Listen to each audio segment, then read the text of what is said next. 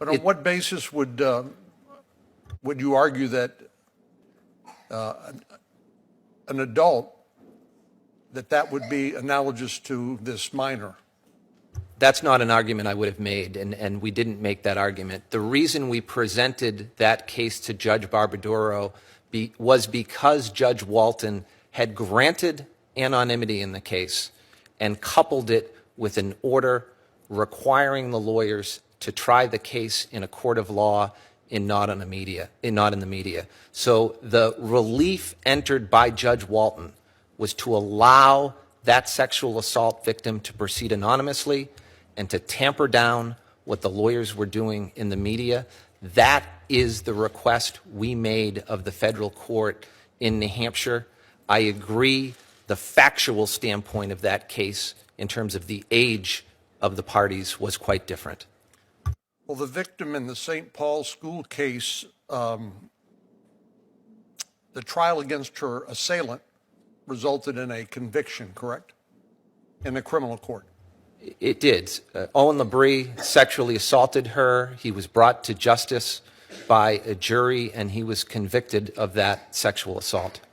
And did your client settle the civil case by paying the victim money?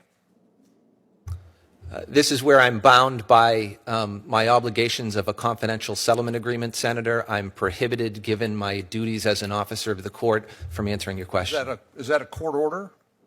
There's a confidential settlement agreement that would prohibit me from addressing your question. So if I looked at the court records, what would the judgment in the civil case reflect? You would see a stipulation of dismissal filed by the parties, and you would see nothing about the specific terms on which the case settled.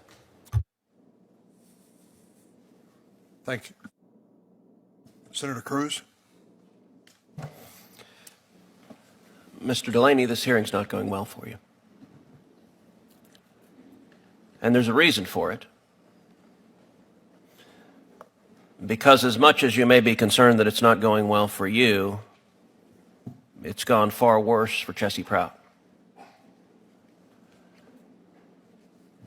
The focus of this discussion began when a 15-year-old freshman was sexually assaulted by a senior as part of a campus custom known as Senior Salute, a game where upperclassmen competed to have sex with younger students.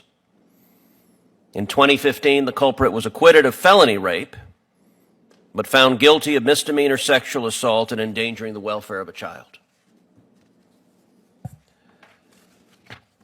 You have repeatedly said you were just an advocate. You were just representing the school, where the school was St. Paul's, one of the most prestigious boarding schools in America. And yet, in your representation of St. Paul's, it was St. Paul's that was the victim.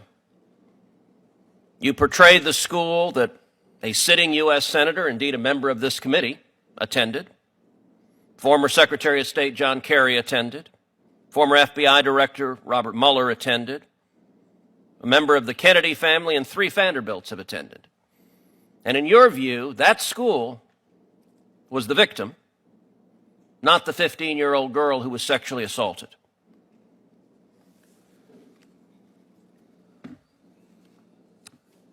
Your response to Senator Hawley was, I was just representing my clients. Well, I'll tell you, Mr. Delaney, you represented your clients very poorly. Because as a lawyer, if your client is a school and they've decided their strategy is to out the girl that was sexually assaulted while in their care and custody, that school is doing a crappy job, and the lawyer who goes in and says, sir, yes, sir, happy to do it, is doing a lousy job representing his client. Now, just a moment ago, you answered questions from Senator Corner. I actually wrote down a couple of things. Earlier in the day, you acknowledged very kindly that the Prout family, I'm quoting you, the Prout family had a strong interest in anonymity. And then just a moment ago, you answered Senator Corner, I wrote it down again, the school did not file a motion to remove anonymity. Mr. Delaney, that testimony is false.